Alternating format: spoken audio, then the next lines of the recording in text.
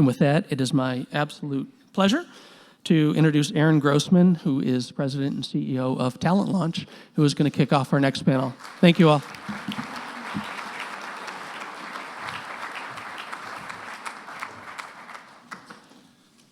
Good morning, everyone. How's everybody doing? Real quick, I have a story about aligning opportunities, by the way. The first year of this report, I got wind of it and looked at it, and I'm like, this is amazing. And I ended up getting 6 other entrepreneurs, and we went over to Cleveland Central Catholic. It was 8 years ago, and we actually had about 150 high school students in the room, and we kind of went through the report with them and just showed them, hey, these are the jobs of the future here in Northeast Ohio. And it was fascinating, the comments they made. They had no idea that these jobs even existed and how much they actually paid. So it is such a cool and just a very valuable report for this community and what we can do. All right, let's go on. So Talent Launch is very proud to sponsor this portion of the program because we know firsthand the importance of people in building successful organizations. Our purpose is to inspire the world to realize its potential. To us, those are the moments where we can match talent with opportunity in such a way that both the person placed and the business served can achieve greatness. When we do that, we know magic happens. The work we do with our clients touches the same topics that we'll discuss in today's panel around talent acquisition, retention, and development. I'm thrilled we have the stellar group of experts to share their insights and experiences around some of the key challenges in this space, from skill shortages and employee engagement to the role of technology and need for diversity and inclusion. I'm so passionate about this topic. I've actually spent my entire career to create better talent experiences, not only for our company, but for those companies we serve. I know we can all learn a lot from these leaders, so please engage and ask questions. Without further ado, I'll turn the program over to Nathasha Cresap, Regional Talent Manager for Team NEO. Thank you.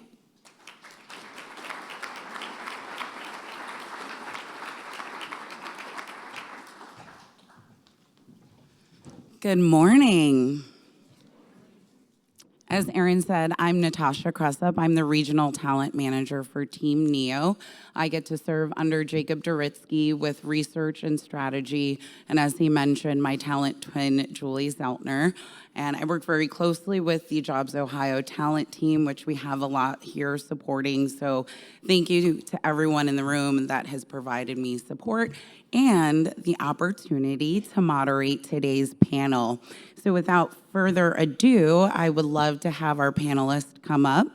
Hannah Delis, Chief Human Resources Officer for Swagelok.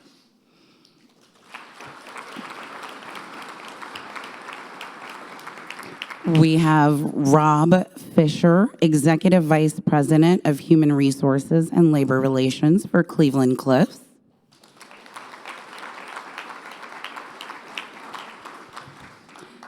Dr. Michael Forbes, he's the Chief Academic Officer for Akron Children's Hospital, and William H. and Rebecca Considine, Endowed Chair of Pediatric Research.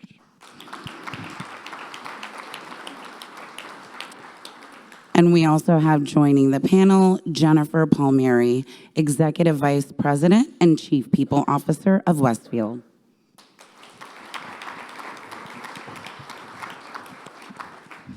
And I believe Mark is going to be in the background, keeping us on track with time. So thanks for that, Mark.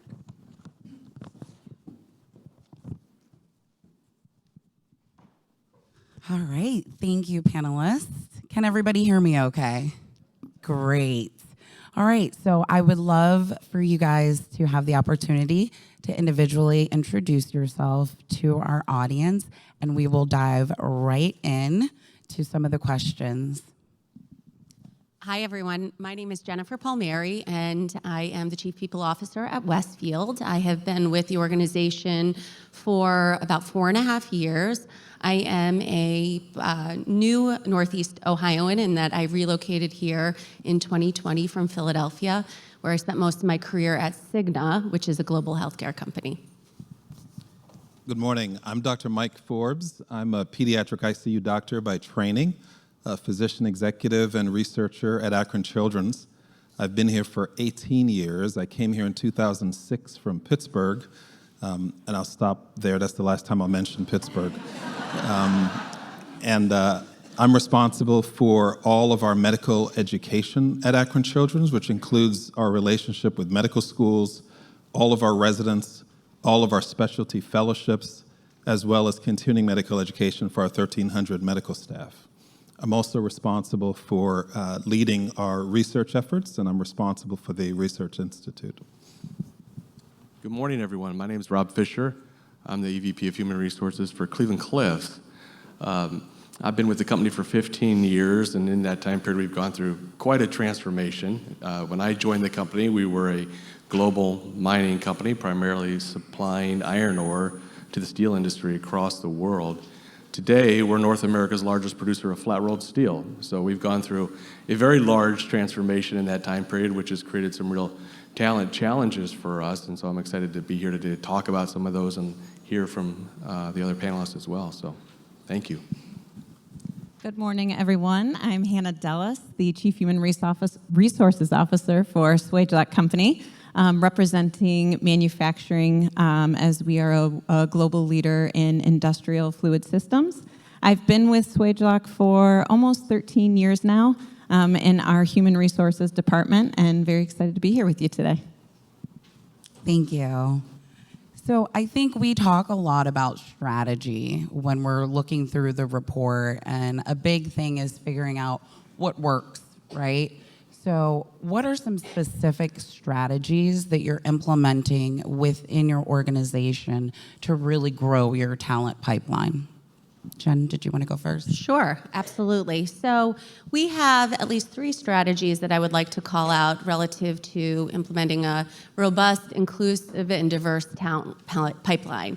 First is really one of our cornerstones, which is our early career program. This is key to developing long-term talent at the organization and ensuring that we are finding the new skills, capabilities, and experiences for the future. So we spend a lot of time on our early career platform. Next is upskilling and reskilling of our current workforce. So Westfield is a company that has been around for almost 177 years. So we have a very long history, and we have an employee base of highly tenured folks. And so one of the things that we spend a lot of time on is making sure that they are growing, developing, and continuing to get diverse experiences across our organization, along with external training, skill development, and continued education. We are a culture of continuous learning, and so that is embedded into all that we do. And lastly, I would say data-driven recruitment. So we're really focusing on strategic workforce planning and understanding where we have skill gaps within the organization. As I mentioned, we have a tenured workforce, so we constantly look at our retirement cliff, and then really try to marry that information from a supply and demand perspective with what we need to be competitive for the future relative to the new skills and capabilities in things like Gen AI, as an example, data and analytics, and many more that I could elaborate on, but I'll give my panelists some time to share. Thanks. Sure. Thank you. In healthcare, particularly in pediatrics, I think it's safe to say after the pandemic, we haven't quite healed from the blows of the pandemic on our workforce in healthcare. And what that means for us is that many of our nurses, probably not as many of our physicians, but certainly our core nursing staff, left healthcare during the pandemic, and they did not come back. There's a bit more of an in-migration these days, but I think we're really faced with serious workforce challenges in healthcare in all of Northeast Ohio. In pediatrics in particular, we're actually facing an existential crisis, and that sounds very dramatic, but it's real. The number of medical students who choose pediatrics is the lowest it's ever been in the modern era. At UCLA School of Medicine, for example, not a single graduating medical student chose pediatrics. And so if we want to bend the cost curve in adult healthcare, there needs to be an investment in pediatrics because so many of our costs of care for conditions in adult life begin in pediatrics. So if we're ignoring it in the pediatric space, our operating costs will simply go up in the healthcare market.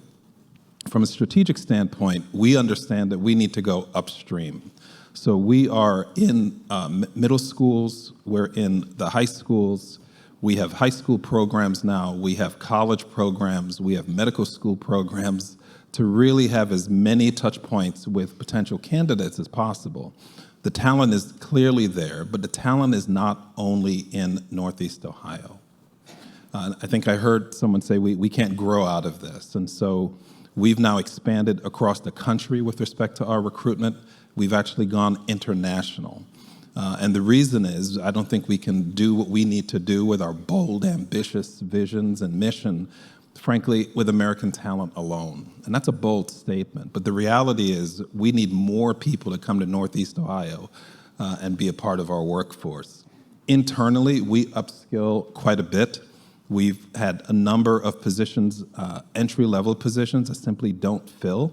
And so we've used automation to address those functionalities, promote the people who are already there, that encourages retention, and we can continue to maintain our productivity. The other thing that we do strategically, and then I'll pass on, is we really partner with regional, academic, and other types of partners. We're a hospital. And so in the big picture, our job, our role in the community is to provide seamless access to high quality care in every single community that we serve. Beyond that, we have to do research. We have to improve health care through discovery, and so we partner with Kent State, Cleveland State, all of our regional academic partners for our educational mission, because that drives the level of quality that we're able to provide at the bedside. So I'll stop there and allow my panelists to continue to comment, but that's where we are. Thank you, Dr. Forbes. Thanks. There's some similar themes there, despite how different our industries are. In the steel industry, one of our biggest challenges is early engagement, and it's one of the things we focus quite a bit on, making people aware of what our work is like. It's a very unique work environment. If you ever have the opportunity, it's rare but to be able to see just inside of our operations is very different than a lot of other work environments. And so we spend a lot of time engaging with our community partners, with our schools and institutions, introducing educators first and students to what our work is like, what our jobs are, what the opportunities are, because it is so different. And then one thing I talk to our leadership team quite a bit about consistently, especially over the last 4 years, is expanding the pipelines. We all have our pipelines of talent. In the steel industry, for a very long time, we were heavily focused on STEM, and for good reason. We have a lot of engineers, as you could probably imagine. But we've come to understand that we were too focused on that exclusive area. And so we've expanded the pipelines quite a bit so that people who don't have significant industrial experience can get opportunities in our organization. And then the third pillar really for us is once we've engaged those people and they've come to work for us, making sure that we provide opportunities to upskill them and train and develop them. We need a lot of highly skilled craftspeople, engineers, electricians. What we've come to understand, particularly since the pandemic, is that we, in partnership with the great educational institutions in Northeast Ohio, we can educate those people once they're in the door and provide those opportunities for a career with Cleveland Cliffs. That's what we're really focused on. So those are the three main areas of focus for us. Thank you. Definitely some repetition we are seeing here. So Hannah, what do you have to add with your strategies that you're implementing? Yeah, thanks, Natasha. So I would say, just to start, Swagelok is a people-first organization. We have a people-first culture. So we recognize that to attract and retain top talent in the region, we really need to be maximizing our associate experience. So we've made quite a bit of investment in our associates, in our offerings, the benefits across the board over the last couple of years to really work on differentiating ourselves as an employer of choice. But I'll hit on a few things. I think probably one of the most impactful was creating a talent pipeline team. So moving from a portion of some of our talent acquisition associates jobs to a team who's focused on building our pipeline for the future. So we have a group of individuals who focus day in and day out on really honing in on talent with high schools, technical schools, universities, and military to really work on diversifying our pipeline. I would say in addition to that, we've also been working to really enhance and nurture our relationships within the community, similar to some of the comments that have been made. So working with nonprofit organizations, with workforce development organizations and schools to work on how we support the future of talent for the region, but also to strategically source. And then in addition to that, really enhancing our community presence in a more strategic way. So our talent pipeline team, working with our community engagement team, our employer brand team, and even our foundation for our organization to invest strategically in the region to really work on how we help support and propel careers in manufacturing and STEM for the region, and then hopefully to create some brand recognition so the talent wants to find their way to Swagelok. Great, thank you so much. I want to go back to a couple of points. We were talking about some inclusivity, really having a diverse approach.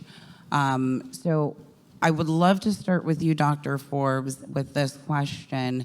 Is there a targeted demographic that you're hitting while you're building your pipeline?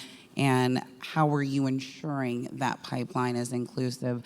I want to start with Dr. Forbes because I understand there's a very specific nursing program where it's targeted to a specific audience. So if you could touch on that a little bit, and then we'll pass it on. Sure, thank you, Nathasha. At Akron Children's, we have a program called Ascend, and it's in partnership with our regional academic partners. The target population are underrepresented folks in the community. And so we focus on, most nurses are female, and most of the folks in the Ascend program are female, but they're underrepresented from the Black and brown communities, from communities with lower socioeconomic status, from rural communities, because we know that rural healthcare is a real problem. And so beyond those particular demographics, the program really has been very, very successful. The larger strategic goal for us is we know that healthcare is personal, and it's really important for us to look like the communities we serve. And so in order to eliminate that barrier, we really need to have a comparable demographic to the communities we serve. So Akron Children's, for example, in Youngstown may look very different than Akron Children's in Green, because we want to eliminate any emotional or psychological barriers people have for getting preventative care. And so the Ascend program has been very, very successful in accomplishing that. Thank you. Jen, I think you mentioned diversity, equity, inclusion as well. What does that look like for you and your organization? Yeah, thank you, Nathasha. So we have a very strong focus on DE&I with all of our hiring and retention practices. Property and casualty insurance does not have a strong history of being a very diverse organization or diverse industry. But I would tell you that at Westfield, diversity is one of our strategic imperatives because we believe that having a diverse workforce will be a differentiator for us in the industry. And so we have a couple of things that we really focus on. One is targeted recruitment. So we do a lot at historically Black colleges and universities. We target organizations that are specific to various demographics. One of note would be the Association of Professional Insurance Women, as an example. And one of the other, and many more, a lot of diverse recruiting in terms of other organizations and partnerships that we have. But we also really try to create a inclusive experience through the process. So we leverage folks from our employee resource groups to participate in interview panels so that people coming into the organization can see others that look and feel like them and have similar interests, as an example. Some of the other things that we do is we've got a really interesting program. It's called Project Search, and it is targeted actually at high school students. and high school students that have special abilities.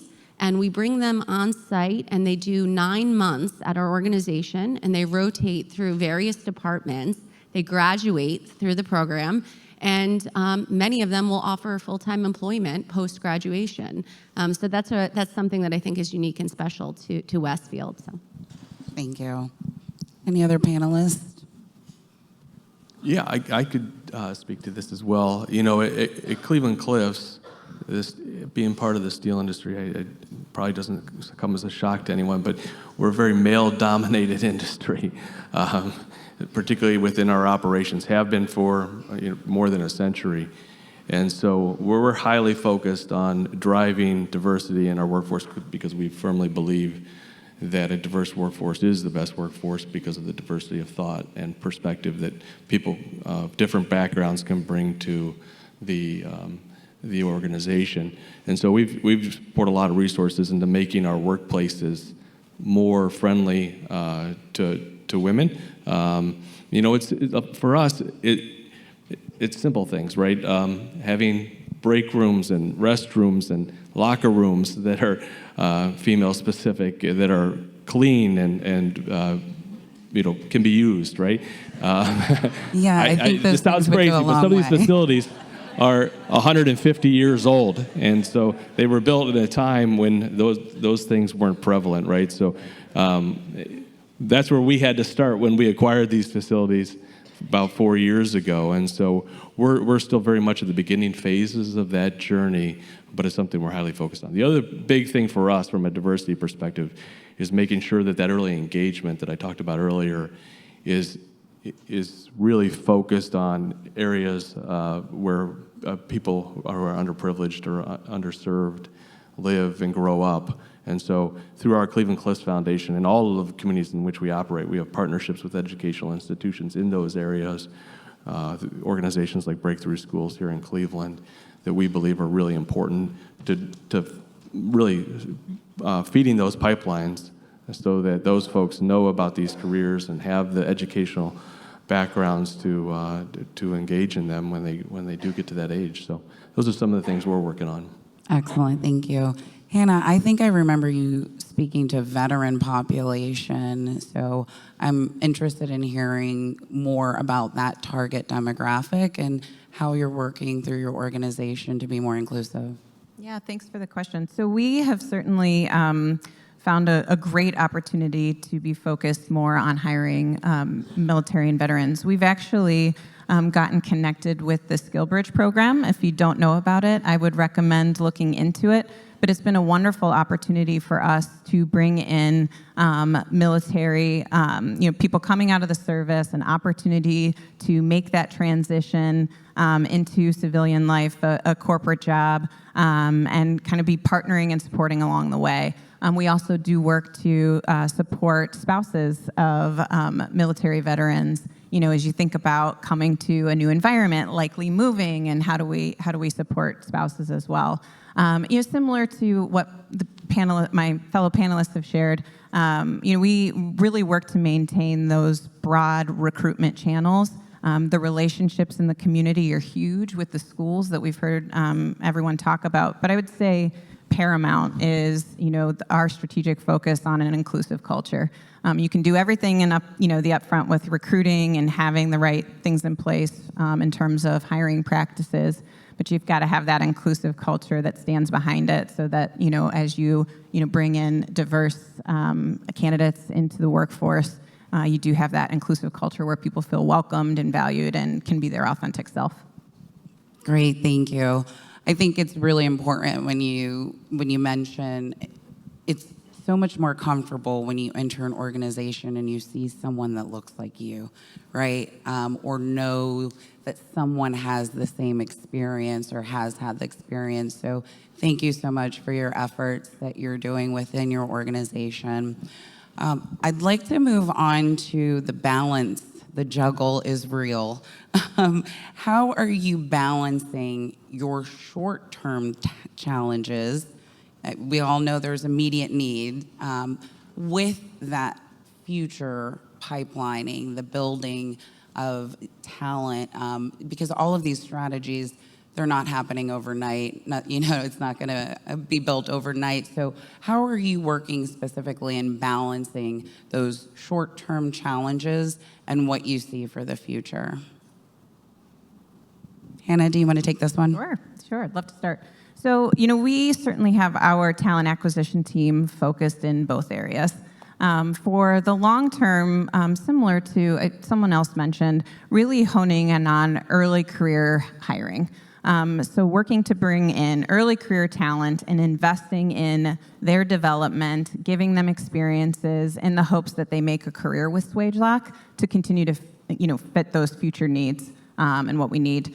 I would say in the short term, our talent acquisition team really partners with the business to understand the need and works with our workforce development teams as well. So recognizing there are positions where you do need that skill, but we also have positions where we can bring people in at an entry level and we can give them the skills internally, create that acquisition of skill and talent in our own four walls. Certainly post-pandemic, that's something we had to get proficient at. And for us, we were hiring in large numbers at that time, so we really had to bolster our own internal programs for upskilling and developing. Rob? Yeah, I would echo a lot of what Hannah said. I would add, in the steel industry, we have a really bad history. For us, short and long term is more about economic cycles of hiring only when economic times are good. And so if you look at the demographics of our workforce or our competitors' workforces, the age demographics go like this. And so you have these waves of people in the workforce that present some real challenges. We were looking at data earlier that indicate that upwards of 30% of the workforce in manufacturing in Northeast Ohio is approaching retirement age. For us, that's even bigger because there was a wave of hiring about 30 years ago. And so from a long-term perspective, what we're really focused on as a leadership team at Cleveland Cliffs is getting away from that practice and building sustainable strategies to talent acquisition and development. And so we're doing a lot of the same things it sounds like that Swagelok is doing to bring those people on early in career and then make sure that we're investing in the programs that develop that talent to ensure that they want to stay, but also consistently hiring throughout those economic curves. So that's really what we're focused on from that perspective. I think for us in healthcare, it's twofold. You mentioned short-term and long-term, and when you said that, I thought to myself, we need to be attractive and sticky, right? You don't want people to leave once they get there. And so what that means for us in the short term is really messaging and leading and making it clear to the organization where you're trying to go. And I think, I'll mention automation because it's one of our kind of short-term strategies and tactics that we're using. When we start talking about automation in healthcare, people worry about job loss. The reality for us in healthcare is that we don't have enough people. And so the message that we've given, and certainly that I've given in our teams, is we don't want anyone to leave. I'm very candid about that. And the goal is to really make sure that we can keep the people we have, uptrain the people we have, and when we recruit, we are attractive enough so people want to come and stay. From a long-term standpoint, let me go back to short-term one more because we've had to do something very different in healthcare, particularly for pediatricians and pediatric specialists. When I chose to do pediatrics at the end of the 20th century, no one recruited me. I simply chose it. Today, it's a zero-sum game. There are more positions for pediatric trainees than there are pediatric trainees. So we have to literally go out into the community, into the country, and into the world to say, come to Akron, right? Come to Northeast Ohio and learn how to be a physician.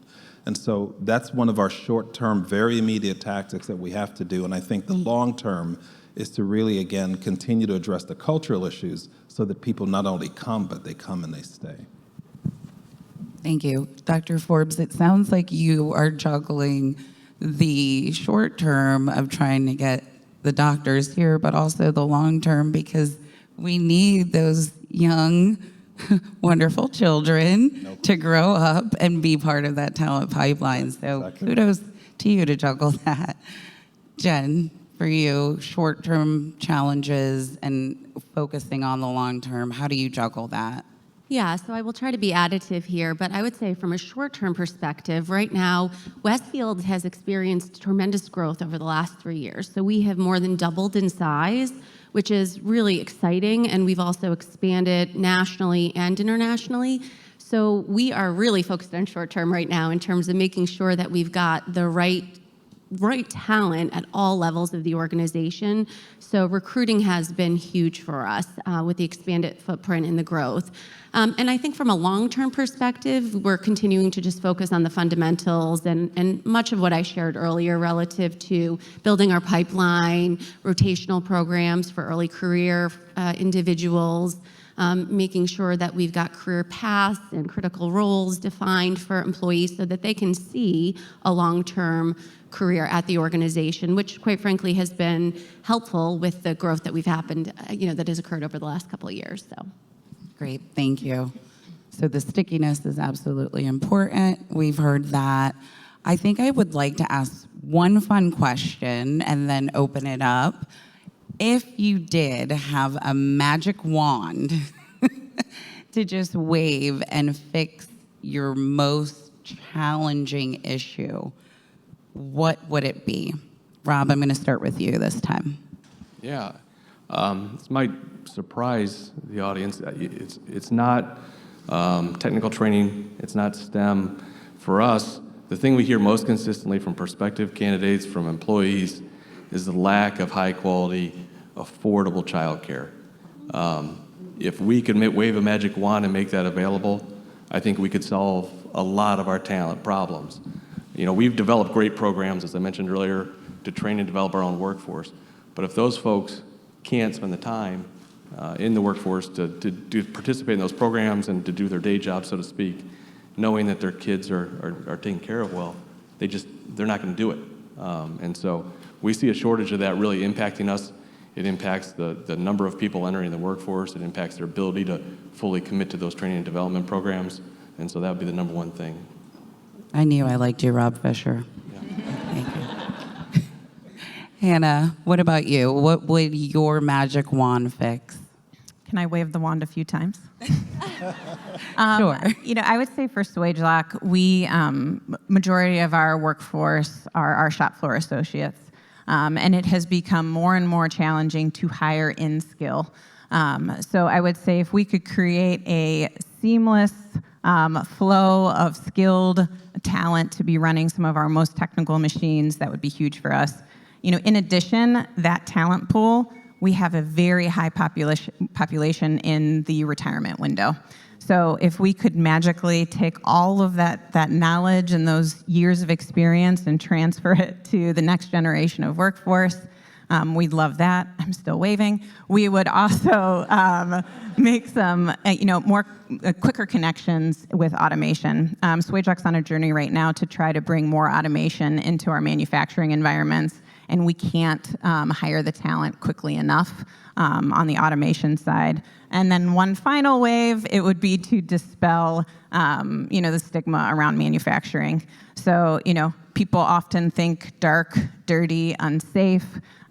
We would take the opportunity to help people realize, companies like Swagelok are innovative, global organizations, clean, well-lit, great environment, people first. So getting that narrative out there a little more quickly would be great.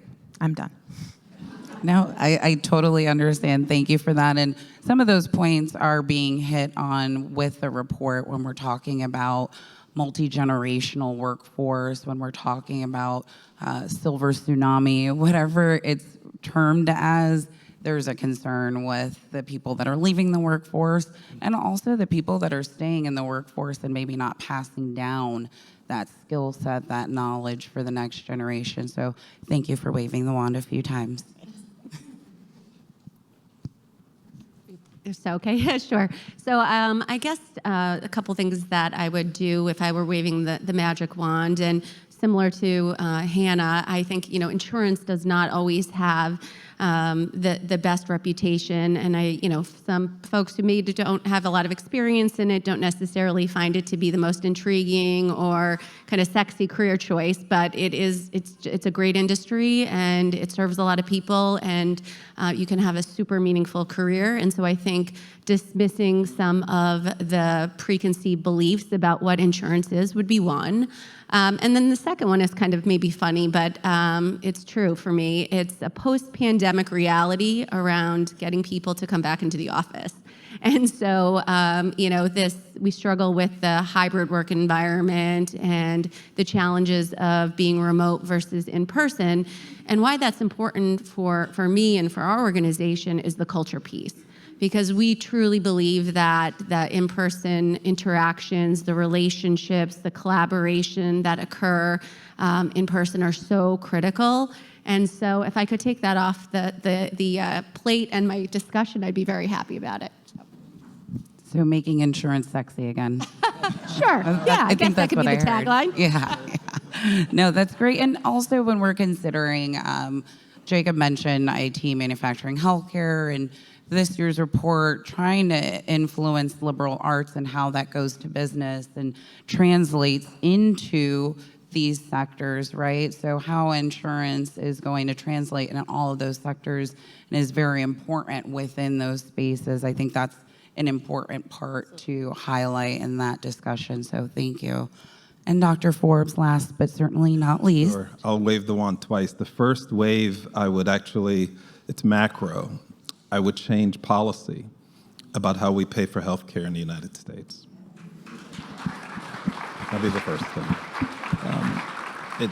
In fact, just to be even more specific, how we pay for health care for women and children. It's almost as if we have our heads in the sand when it comes to this, and so I'll stop there. On the micro level, on a much more positive wave, I would wish that every young person in Northeast Ohio understood that there has never, ever been a better time to be in healthcare. It is an unbelievable moment between the technology, our understanding of disease. We are literally curing things today that when I was a medical student, it was a death sentence. And I'm not just talking cancer. And so that would be the second wave. Come into healthcare because, and it doesn't matter what your background is, because as a physician, I know that I can't do anything without the rest of the team. It's a massive team sport. So you don't even have to be a STEM person to be in healthcare. Thank you. Well, that was my fun question. So at this time, I think what I'd like to do is open it up so that we can keep on track. I haven't had Mark wave at me yet, so that's a good thing. We have two microphones, one here, and we are happy to welcome. Don't all get up at once, though. Okay. Can I impose with two questions, since you waved the magic wand several times? All right, for you, we'll allow it. Dr. Forbes, you spoke of recruiting internationally, and I'd like to know how you deal with a broken immigration system. I have three terrific engineers who are stuck in it right now. It's very frustrating. And then Jennifer, Rob, and Hannah, you're doing great things with continuous education, career pathing.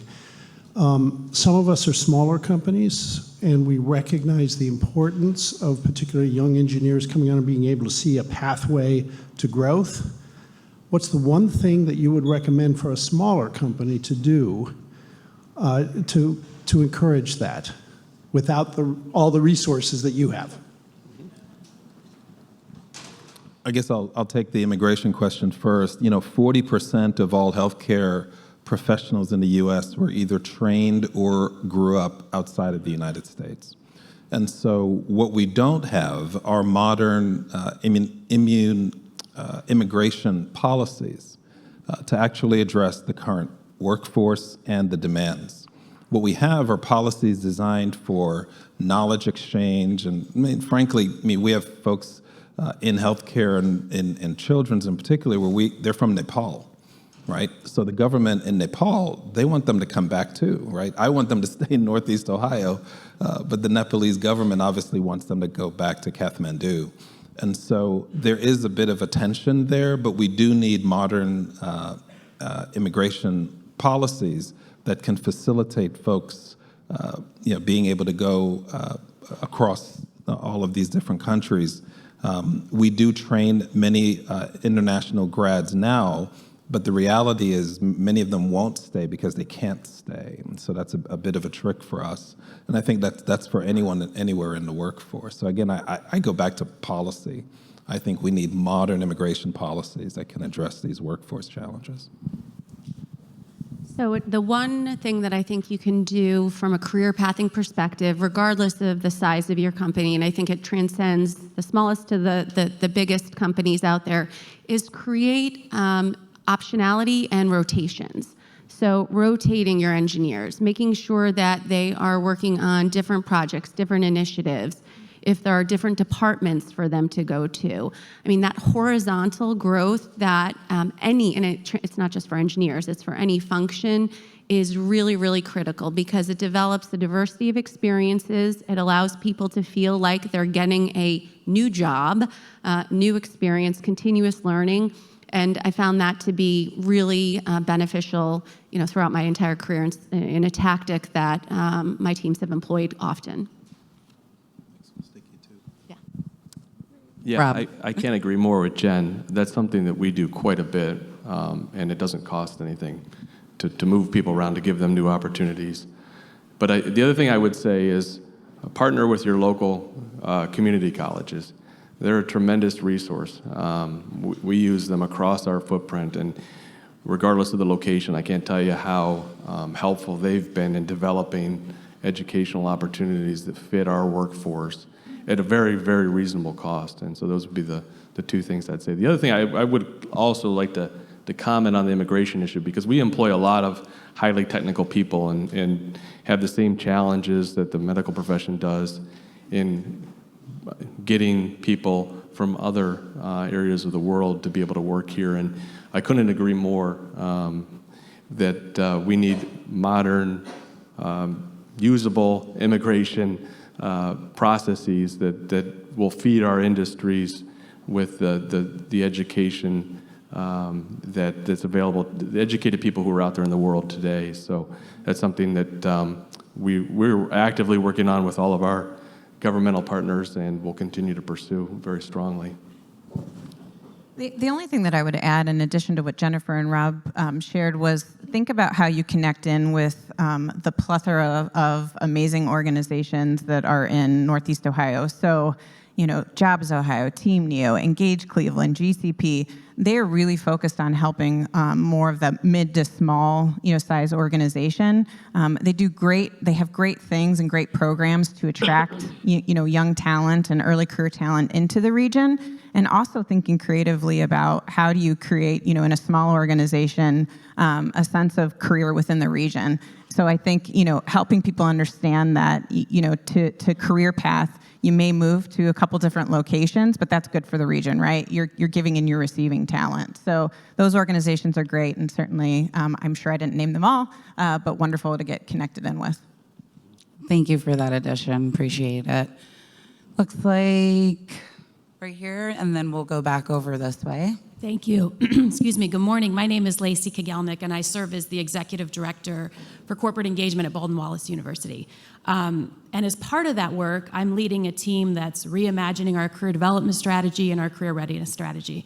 So given the opportunities you've outlined this morning, especially around early career talent, what can universities be doing differently and creatively to help form that pipeline to your organizations and get our students to you?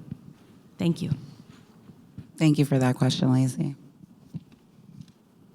Jen? Sure, I can start. I would say that one of the things that would be really helpful, I think that universities could do, is just really to make the process easier. Sometimes, I hear from my team that it is challenging to penetrate into the organization, or to the university, I should say, and that you may need to spend years and years and years working with a university to get access to that top talent.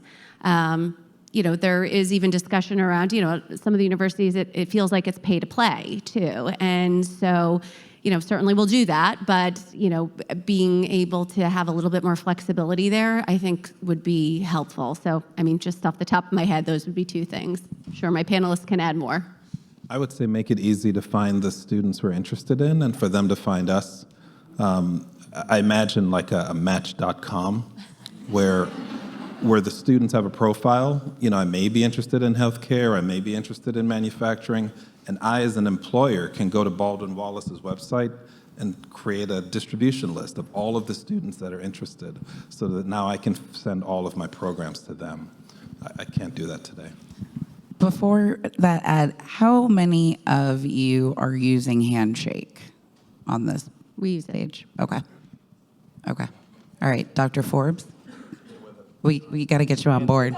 That's my takeaway. One takeaway. I think, Hannah, you were going to add something. Yeah, I would say where we see some of the best success is when, as an educational institution, you are willing to invite us into your four walls. We have a lot of associates who are excited to be engaged and involved. So sitting on advisory boards, helping with curriculum, giving us an opportunity to share the competencies and the soft skills that we're looking for as we think about people entering into the organization. So that collaboration and partnership, really goes a long way in addition to what's already been shared. Rob? I think You they got covered this nothing? one pretty well, yeah. I was going to speak to the soft skills because I do think that's one area where a lot of educational institutions aren't as focused, that we see a lot of value, but I think it's a great point. Thank you. Looks like we have another question here in the blue. Do you have time? Yes. Good morning. Courtney Diorio with GCP. I wondered, Jennifer, you mentioned a little bit about the impact of workers interested in remote work and hybrid work. Could you just drill down a little bit and to the extent it applies to others, where you are in that journey and how you're addressing it? You mentioned inclusive culture, and thank you. Yeah. I would say, we are absolutely hybrid first. And so we define hybrid, some of our offices 3 days a week, some of our offices and locations 4 days a week. And again, it's really around our culture in terms of why we want that. And, I think the challenge that we face is that we've got existing employees that, quite frankly, just don't want to make the commute into an office. And I understand it. There's a lot of reasons why people don't want to do it. And so it's been a challenge for us. I would actually tell you it's less of a challenge when we're recruiting new people because we can set the stage and the expectations kind of from the start around what it is we want and what we're expecting. And, listen, sometimes we may lose a candidate or two because they only want remote opportunities. And, that's okay because then it's not the right culture fit for us. But it's the valued employees that we have had for a long time that are kind of struggling, kind of coming back. And what we do to help is, we do offer a ton of flexibility and we talk about that and, just encourage people to see the value and help them, so they feel like it's a good thing for them and it's something they want to do, not something they have to do. I would say for us, I'd probably highlight a couple things. Again, pre-pandemic, we were an organization who offered some flexibility. Through the pandemic and post, we learned a lot and became an organization that offered a lot more, flexibility. One of the things that we've really worked on and a way to differentiate has been flexibility for our shop floor. We recognize that it's not just our office associates who are looking for flexibility, it's also our shop floor associates too, so we focus there. I think what's worked well for us, and certainly, similar to panelists, we have a very strong culture that we want to continue to maintain, but that's been really taking an approach of, what works for the job, the leader, and the area that you're working. So the closer you are to the shop floor, we have more expectations about, the frequency with which you're in the office. But we let leaders decide. We haven't peanut buttered, and it's really about what's the needs of the job and what's the needs of the business. And we also really try and help and support recognizing the moments that matter. So when we do want you in the office, let's be clear about why that is and the value that it brings. So we're not just asking you to be in there to check the box, but really creating those moments that matter. Any other additions before we wrap up? All right, so Hannah Delis, Rob Fischer, Dr. Michael Forbes, Jennifer Palmieri, thank you so much for being great panelists.